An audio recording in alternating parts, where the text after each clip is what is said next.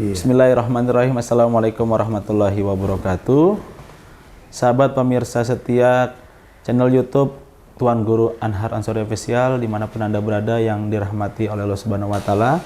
Alhamdulillah bertemu lagi dalam kajian Tauhid yang dimana pada pertemuan selanjutnya pemateri sudah menyampaikan Tauhid terkait uluhiyah, yang pada saat ini akan melanjutkan materi Tauhid terkait pemahaman Tauhid menurut asma wa sifat. Ya. Alhamdulillah sudah hadir di tengah-tengah kita Dr. Tuan Guru Anhar Ansori MA. Kita sapa dulu. Assalamualaikum Ustaz. Waalaikumsalam warahmatullahi wabarakatuh. Bagaimana kabarnya Ustaz? Alhamdulillah sehat. Alhamdulillah sehat ya. Baik. Ini karunia dari Allah memberikan kita. Alhamdulillahirrahmanirrahim. Dan juga tentunya para pemirsa semoga diberikan kesehatan oleh Allah Subhanahu Wa Taala. Baik, kita buka kajian Tauhid ini dengan baca basmalah bersama-sama. Bismillahirrahmanirrahim. Monggo kepada Dr. Tuan Guru Anhar Ansori MA dengan segala hormat disilahkan. Baik. Terima kasih. Assalamualaikum warahmatullahi wabarakatuh. Waalaikumsalam. Bismillahirrahmanirrahim. Alhamdulillahirabbil alamin wassalatu wassalamu ala asrafil mursalin nabiyina Muhammadin wa ala alihi wa sahbihi ajmain. Bapak-bapak, ibu-ibu, saudara-saudara kaum muslimin dan muslimat rahimakumullah dimanapun berada yang sangat kami hormati, kami muliakan. Alhamdulillah wa syukurillah kita panjatkan kehadirat Allah Subhanahu wa Ta'ala yang telah memberikan kesempatan kepada kita untuk mengaji pada kesempatan ini, bahwa pada kesempatan ini kita akan melanjutkan tentang pembahasan tauhid. Yang sudah lalu kita bahas tauhid rububiyah secara selayang pandang, demikian juga tauhid uluhiyah, dua-duanya merupakan satu kesatuan ya. Yang ketiga adalah tauhid asma was sifat. Pertanyaannya, apa yang dimaksud dengan tauhid asma was sifat? Secara sederhana saya katakan supaya mudah kita pahami, meyakini tentang keesaan Allah. Hanya Allah yang punya nama-nama dan sifat-sifat kesempurnaan yang tidak akan pernah sama dengan sifat makhluknya. Nah ini, tidak akan pernah sama dengan sifat makhluknya. Cuma pertanyaannya, bagaimana kita memahami asma, nama-nama dan sifat-sifat Allah. Ya kan? Nah, kita harus kembali kepada Quran. Kita harus kembali kepada hadis. Nama-nama Allah itu luar biasa, Asmaul Husna, ya kan? Asmaul Husna itu luar biasa, tapi itu pun juga tidak terbatas kepada 99 nama. Itu hanya sebagai contoh bahwa kalau kita bicara tentang asma dan sifat-sifat Allah, kita kembali kepada Al-Quran dan Sunnah. Jadi Allah itu punya nama-nama sesuai dengan yang ditetapkan oleh Allah dalam Al-Quran. Ya, sekian banyak nama. Dalam nama Allah itu juga menyatu sifat-sifatnya. Ya, jadi supaya kita jangan menggunakan pendekatan kalam. Ya, ya. Jadi nama yang paling utama, yang paling tinggi itu, yang paling pokok itu adalah Allah itu sendiri. Ya, ada Rabbun, ada ini, ada Khalik sang pencipta Kudus, dan macam-macam, ya toh. Lalu ya nama-nama Allah itu terlalu banyak, mungkin tidak perlu saya singgung di sini, tetapi perlu diketahui apa pentingnya kita mengetahui nama-nama Allah, ya, biar kita ingat kepada Allah. Ya, Allah sebagai murabbi, ya, Rabbun dia, ya, mendidik, biar kita sadar bahwa kita selalu dididik oleh Allah Subhanahu wa Ta'ala, ya toh. Allah itu ya Hayyun, maha hidup, tidak pernah mati, kapanpun, dimanapun, maha melihat, maha ini, dan seterusnya, ya toh. Jadi jangan sampai kita menggunakan pendekatan kalam. Pendekatan kalam itu tidak semuanya benar, ya, tapi tidak semuanya juga salah, ya toh. Lalu kita menggunakan pendekatan yang digunakan oleh para salafus soleh. Ya, kita ambillah satu contoh, yaitu nanti ya, umpamanya tentang nama-nama Allah itu dalam Quran, gunakan nama Allah itu untuk memohon kepada Allah. Landasi permohonanmu itu ya dengan asma-asma Allah. Nah, gitu. Ya Ghaffar, umpamanya, hai yang maha pengampun. Ya Alim, hai yang maha mengetahui. Ya, jadi begitu umpamanya. Ya, saudara-saudara mahasiswa jangan lupa itu. Kalau mau mohon kepada Allah supaya diberikan kecerahan, ya kecerdasan, ya pengetahuan, ya kita sebut itu. Ya Alim, ya yang maha mengetahui. Ya toh. Subhanaka la ilma lana illa ma 'allamtana. Innaka antal alimul hakim, sebagaimana doa Nabi Adam alaihi salam, ya. Allahumma zidni ilman nafi'an wa amalan makbulan wa rizqan wasi'an halalan thayyiban. Ya kita mohon rezeki, ya Razzaq, ya toh. Hai yang maha memberi rezeki. Itu pentingnya kita, kalau kita hafal nama-nama Allah itu memang punya nilai tersendiri, tapi punya side effect tersendiri terhadap apa? Terhadap jiwa kita. Kalau kita ingat bahwa ya Razzaq, hai yang maha pemberi rezeki, supaya kita ingat apa yang di tangan kita itu adalah pemberiannya. Selama itu kita ikhtiarkan secara ikhlas, ya kan? Sesuai dengan aturan agama. Nah, terus sifat-sifat. Bahkan jasad Allah, ya harus kita pahami. Ya toh? Bagaimana bisa memahami jasad Allah? Nah, tidak paham itu sudah pemahaman. Gitu loh. Umpamanya, ya toh?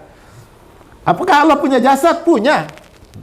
Tapi laisa kamitslihi syai'un. Tidak bisa. Nah, itu menurut ulama salaf. Allah punya jasad, tapi dia artinya mustahil sama dengan jasad hambanya. Jasad makhluknya itu mustahil. Laisa kamitslihi syai'. Ya, tapi kita tidak bisa membantah kalau Allah menyatakan dalam Al-Qur'an umpamanya wasbir li hukmi rabbika fa innaka bi ayunina. Sabarlah kamu kepada keputusan Tuhanmu bahwa kamu di bawah matanya. Nah, dan kalau ulama salaf, mata ya tidak bisa meninggalkan tek. Mata memang mata yang layak bagi diri Allah. Laisa kamitslihi syai'un. Tapi juga tidak meninggalkan makna makna yang lain dari itu. Umpamanya mata diartikan pengawasan. Boleh-boleh saja itu. Ya, boleh. Ya, tapi tidak meninggalkan makna tek. Tapi jangan makna tek itu disamakan dengan makhluk, itu yang tidak boleh. Nah, umpamanya ada dalam Al-Qur'an itu, ya. Yadullaha fawqa aydihim, umpamanya. Tangan Allah di atas tangan mereka. Pertanyaannya, apa Allah punya tangan? Punya. Apakah kalau dia punya sama dengan makhluknya? Ya tidak. Laisa kamitslihi syai'un. Boleh kita punya, ya artinya jasad sama pada nama, tapi mustahil sama pada istilah. Ya, pada kualitasnya, maaf. Mustahil sama. Seperti tadi, yadullaha fawqa aydihim. Tangan Allah di atas tangan mereka. Ya kan? Tangan bisa bermakna tangan, tapi tangan yang layak bagi diri Allah. Mata yang layak bagi diri Allah. Tapi tangan juga ulama halaf menyatakan bermakna power, kekuasaan boleh. Tidak apa-apa itu. Jangan salahkan orang. Ya. Tapi jangan juga yang menyalahkan yang masih menerima makna tek. Tek juga iya. Ya. Tapi yang layak bagi diri Allah. Cuma persoalannya jangan digambarkan tangan Allah itu seperti tangan makhluk. Ini yang tidak boleh. Ya toh? Allah hidup, maha hidup. Ini contoh saja ya. Manusia juga diberikan hidup, tapi hidup yang sangat terbatas. Ini contoh, ya toh? Ada orang menyamakan dalam hal apa? Kalau sama nama boleh saja nama, ya kan?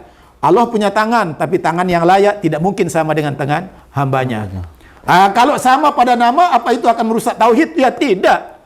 Tidak merusak tauhid, ya toh. Tidak boleh digambarkan. Mengapa? Karena hadis Nabi menjelaskan, ada riwayat Hakim juga menjelaskan, ya, menyatakan apa? Tafakkaru, ya, tafakkaru fi zatillah, ya, tafakkaru fi khalqillah, wala tatafakkaru fi zatillah. Fikirkan apa yang diciptakan, apa? Tafakkaru fi khalqillah. Fikirkan apa yang diciptakan oleh Allah. Wala, dan janganlah tatafakkaru, kamu fikirkan zatillah atau ilahillah. Ada dua teknya hadis itu. Jangan kau pikirkan zat Allah. Mengapa? Innahu la yaqdiru alaihi. Karena kamu tidak akan pernah mampu memikirkannya. Nah, berhenti berpikir berarti pemahaman sudah itu. Karena memang kita dibatasi oleh Allah. Wa ma utitu minal ilmi illa qalila. Jangankan jasad Allah, roh saja yang ada dalam diri kita, kita tidak mampu memahaminya. Tapi kita yakin kita punya roh karena kita hidup, ya kan gitu. Jadi seperti itu, kita masih diberi roh gitu loh. Karena kita hidup. Nah, jadi begitu. Ya, tangan bagi Allah, mata bagi Allah, mata yang layak. Jangan digambar-gambarkan. Mata Allah itu seperti apa umpamanya? Oh, seperti matahari. Itu makhluk kok. Makhluk besar. Setinggi-tinggi hayalan manusia masih sebatas makhluk. Padahal menyamakan Allah dengan makhluk haram hukumnya. Nah, jadi seperti itu. Ya, biar kita tidak salah paham. Nah, jadi begitu ya. Terus tentang sifat ya.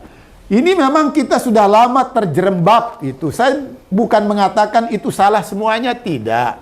Ya toh? Umpamanya yang direkayasa oleh para ulama kalam. Ya toh? Wujud, kidam, bako, dan seterusnya. Dulu jadi hafalan. Iya. Kita masih kecil, waktu MTS itu suka menghafal itu. Ya, ada 40 sifat yang wajib, ada 40 sifat yang mustahil, ada yang jaiz. Ya kan gitu, ya. Boleh. Tapi kita tidak terbatas di situ. Sifat Allah itu, makanya Allah berlindung dari apa yang disifatkan oleh manusia, amma yasifun di dalam Quran itu. Sifatilah Allah dengan sifat yang ditentukan oleh Allah Subhanahu wa taala. Nah, jadi begitu. Seperti kita ambil satu contoh ya. Para ulama kalam itu menyifati Allah itu dengan sifat qadim. Kita cari dalam Quran, kita cari dalam hadis, Allah tidak pernah menyifatkan dirinya dengan sifat qadim. Saya mau belajar kepada pemirsa, kalau ada tolong saya dikasih tahu. Ya toh? Kita hanya membahas ini ya, toh? Bukan mencela orang ya. Tapi Allah tidak pernah mensifatkan dirinya dengan sifat qadim. Qadim itu artinya dahulu. Dalam konteks kebahasaan, qadim artinya dahulu, tapi dahulu yang ada mendahului sifat yang melekat kepada makhluk, bukan kepada Allah. Nah, gitu ya. Saya pernah belajar tentang ini kepada tuan guru saya, Tuan Guru Aris itu, ya. Alumni Darul Hadis Mekah itu yang saya katakan dulu, hafal 4.000 hadis itu, ya. Jadi qadim itu artinya dahulu, tapi dahulu yang ada mendahului. Ini digunakan juga di dalam Al-Quran. Nah, untuk makhluk. Nah, gitu. Contohnya apa dalam Quran? Mengapa kamu menyembah abaukumul aqdam? Nenek moyangmu yang dahulu. Nah, itu melekat kepada makhluk. Bukan kepada Allah. Ya, kata qadim itu. Seperti ya bulan Badrun itu ya diawali dengan ifkum qadim, bulan sabit. Nanti kembali sabit lagi dia, ya kan gitu. Nah, jadi seperti itu. Jadi dahulu, tapi dahulu yang ada mendahului, bukan sifat Allah. Ya. Lalu bagaimana kalau Allah menyifatkan dirinya kok? Tapi itu tidak digunakan oleh ulama kalam. Ya toh? Makanya Ibnu Taimiyah menggunakan apa yang ada dalam Al-Quran. Allah menyifatkan dirinya. Apa? Huwal awwalu wal akhiru waz zahiru wal batin. Nah, Allah yang awal, yang akhir, yang zahir, dan yang batin. Pertanyaannya, yang awal itu apa? Bukan berarti Allah berawal. Tidak. Segala sesuatu ini belum ada, Allah sudah ada. Itu maksudnya. Huwal awal. Ya, tidak didahului oleh apapun. Segala sesuatu tidak didahului oleh segala sesuatu. Sebelum ada segala sesuatu itu Allah sudah ada. Ya toh? Wal awal.